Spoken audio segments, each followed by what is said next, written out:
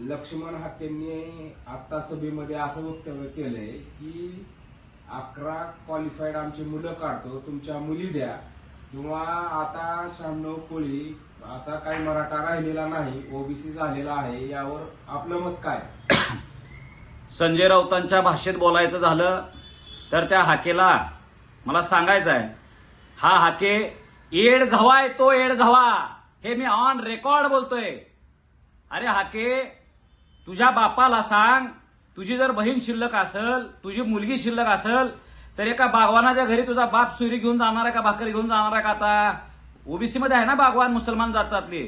छगन भुजबळची एखादी जर नात असेल तर छगन भुजबळ एका गरीब नाभिकाच्या घरात सुरी भाकर घेऊन जातोय का तुझ्या इथं? तुम्ही ऑलरेडी ओबीसी आहेत ना.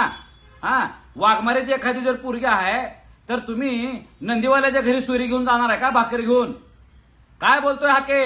अरे आजपर्यंत मी तुला हाके म्हणून आदरानं बोलत होतो, पण तू माझ्या जातीच्या आणि आमच्या माया बहिणींच्या बाबतीत अपमानजनक बोलतोयस. एक दिवस असा येईल, तू समोरच्या दिवशी भेट, तुला 2 थुबडीत नाही आणलं तर माझ्या बाप्पाचं नाव बदलणार. अरे हाके, तुला कळलं पाहिजे, सोयरीक हा पार्ट वेगळा आहे.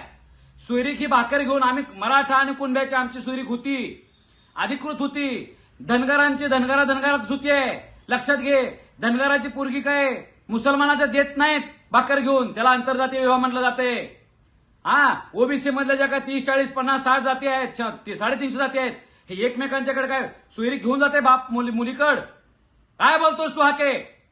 तुला अक्कल पाहिजे. तुला कुणाच्या पंपावरचा चालू झालायस तू मला माहिती आहे, कुणाच्या पैशावर तू एवढं बोलायला लागलास मला माहित आहे. आणि सगळ्यात मूर्ख म्हणजे आमचे नेते आहेत.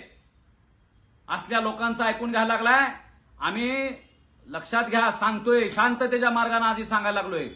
हाके, तुमची ही फालतू बडबड बंद करा. पुन्हा म्हणू नका की मराठ्यांनी माझ्यावर अन्याय केला आणि मराठ्यांनी असं केला, माझ्या एका धनगराच्या पोराला असं केला. अरे धनगर समाजाला एक कळलंय आता की तू आमच्या माता माऊलींच्या आणि आमच्या महिलांच्यावर अश्लाघ्य भाषा करायला लागलायस. कधी तुझ्या आमच्या जातीच्यावर आम्ही गेलेलो नाही. धनगरांच्या बाबतीत आम्ही कधीही वक्कडं बोललेलो नाही. मी तर अभिमानानं मिरवलाय, माझ्या गळ्यात धनगरांनी माळ घातलेली आहे. तू मराठवाड्यात आमच्या येऊन असं जर काय पेरणी करत असशील तर तुझे प्रत्येक पत्ते खोलणार. आणि काय व्हायचं ते होऊ द्या. चला एकदा होऊन जाऊ द्या समोरासमोर. लक्षानं माझ्या समोर यावं आणि सांगावं तुझी पोरगी तू द्यायला तयार आहेस का आज मुसलमानाच्या? चल. एबीपी माझा, उघडा डोळे बघा नीट.